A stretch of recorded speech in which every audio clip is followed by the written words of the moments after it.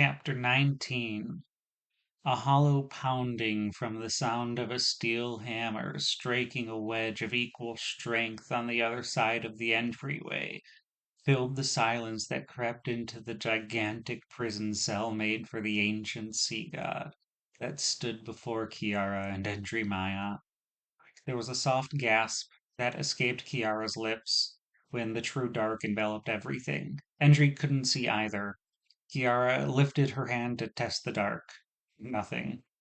The silence was broken by Endry as he lifted the lantern, its chains clinking against one another before vocally concluding the narrative himself. Until the mayor came into power and found you, Endry stated as he gripped the lantern, and began feeding you again in earnest. It came plainly, both letting the statement hang in the air for his own sake as much as Endry expected, or hoped for confirmation. In this void, the raspy echoes of the creature's empty whispers rang that much more horrific, the voice coming from every corner of darkness touched.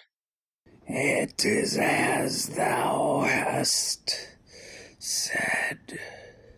Hunger was roused anew. Another hammer had been brought down to expedite the process of forcing the heavy door open. The pounding settled into a relentless rhythm.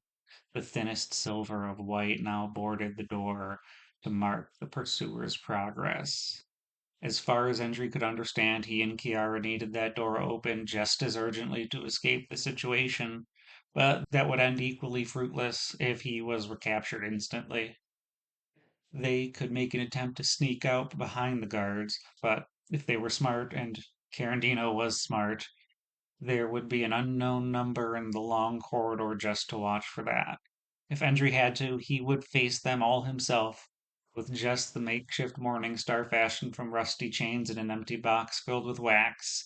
The fighter reached back to find his charge in the darkness, but his hand came into contact with nothing but void, a surge of panic immediately swelling in Endry's gut. When had she stepped away from his side? Was she ripped away from the beast itself?